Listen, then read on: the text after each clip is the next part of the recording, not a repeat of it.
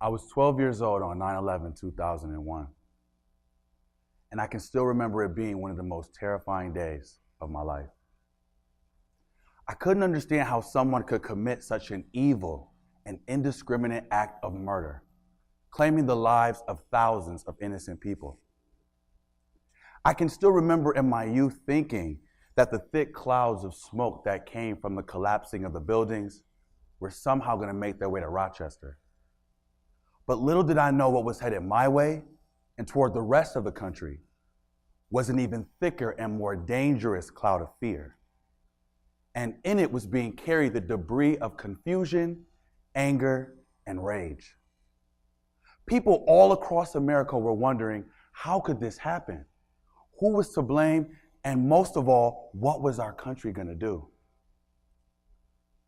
I can also remember in those days immediately following 9/11, the media's dissemination and cultivation of this cloud and this debris, playing the horrifying moments of that day over and over again with no regard for the families of the victims or our grieving country. The most poignant memory I have in those days following 9/11 was the proliferation of the image of Osama bin Laden. And it would be this image of the terrorist that would have a lasting impact on not just my life and our lives, but on the lives of millions of innocent people halfway around the world. 6 years later, this belief that there was an imminent threat to our country from terrorists would lead me to enlisting within the United States Marine Corps. At only 18 years old, I became a Marine Corps recruit and found myself standing on the historic yellow footprints on Parris Island, South Carolina.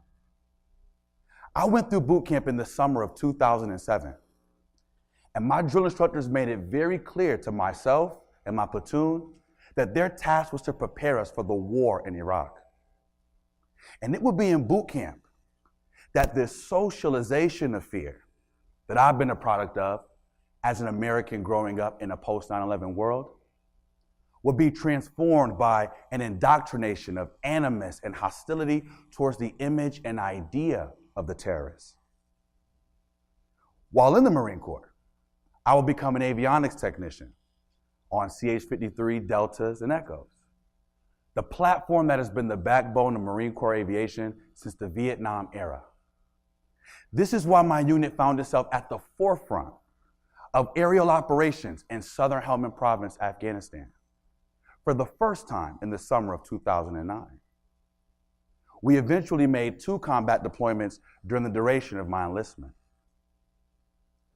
I can still remember the shock I felt when we first landed in the country and I saw the people who we were supposed to be at war with walking around our base. I can remember this creating feelings of suspicion and distrust and thinking to myself, aren't they supposed to be our enemy? What was even more confusing was the types of mission my unit would conduct. One day, we'd be conducting combat assault support missions by inserting troops.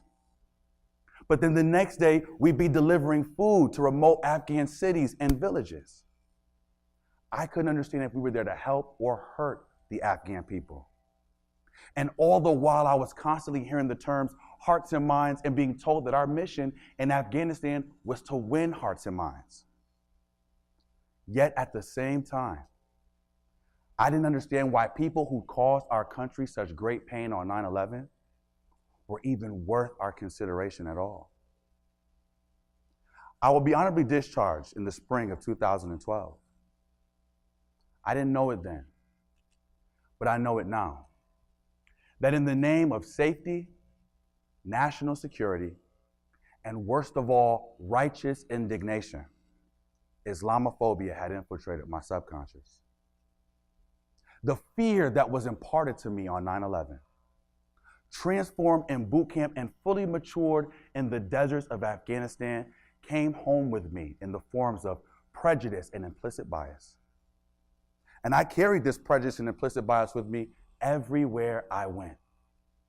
They would manifest on a bus, on the subway, at the airport, on the train, anywhere. I even gave warrant to questions like, why won't the president use terms like radical Islam or Islamic terrorists?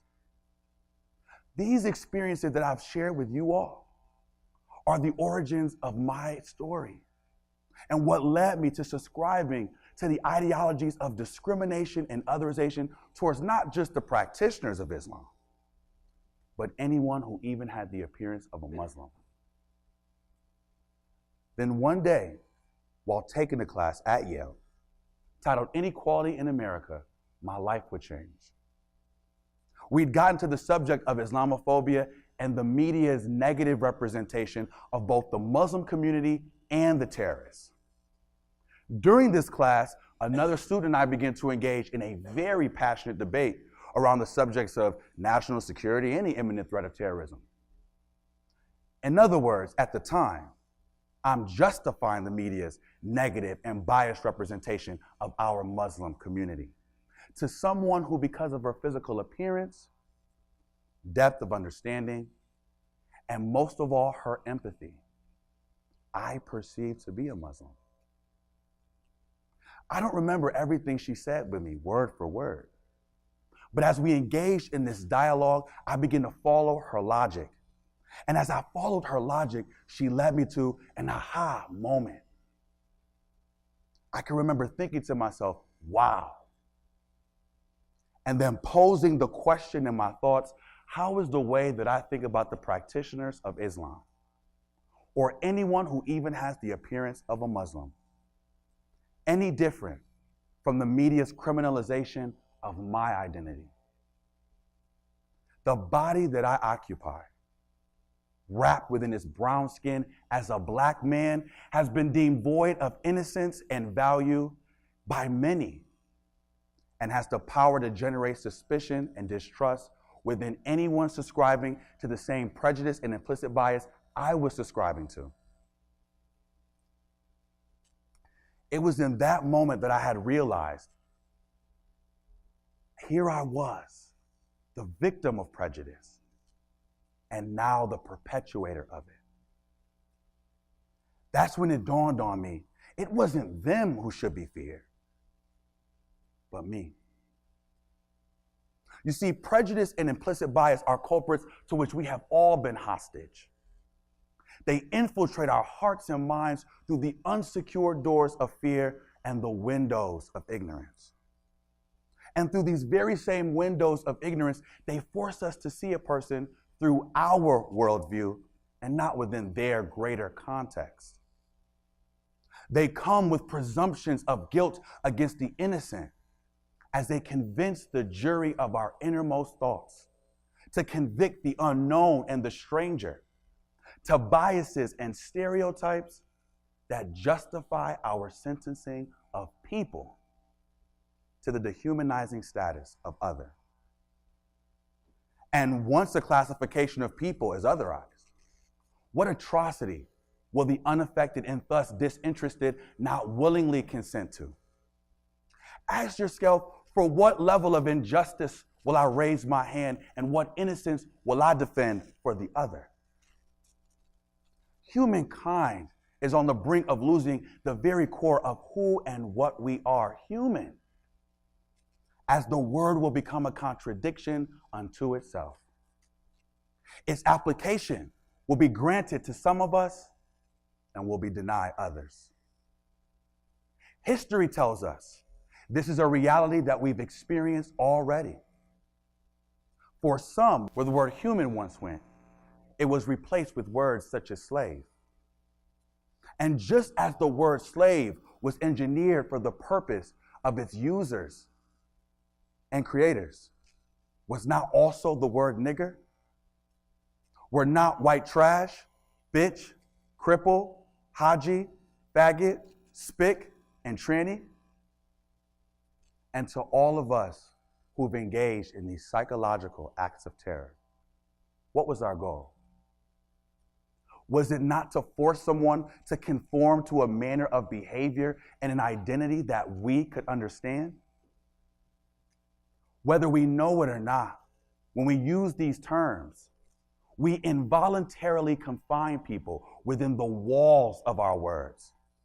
where they become incapable of seeing themselves as anything more than what society says they are. Our beliefs become their reality.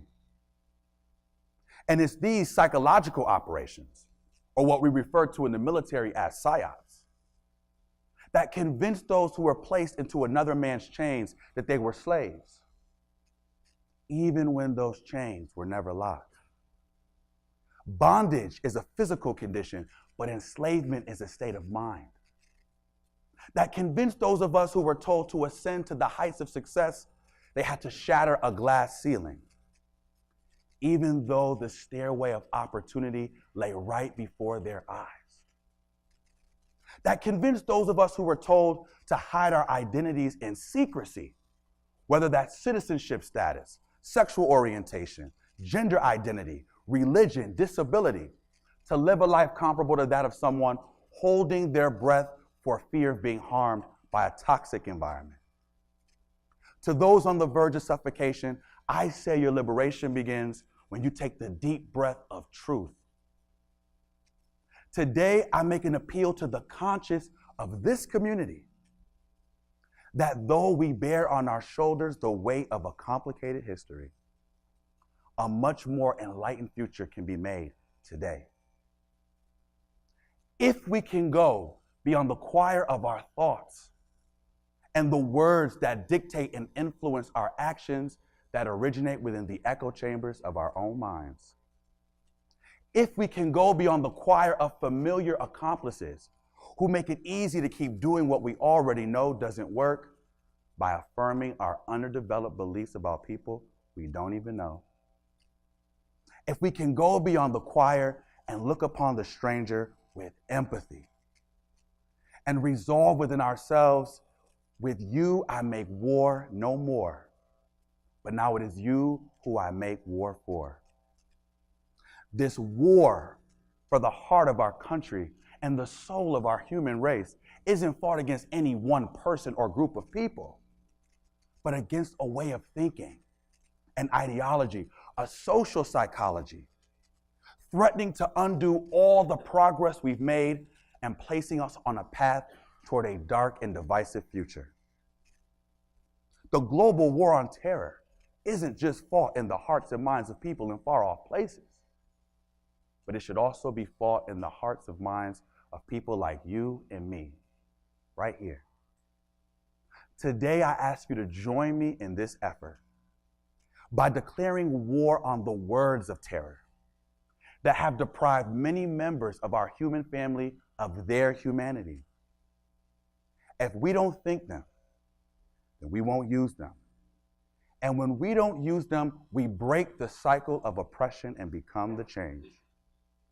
My life changed when I resolved to use empathy over ignorance and humanize the other.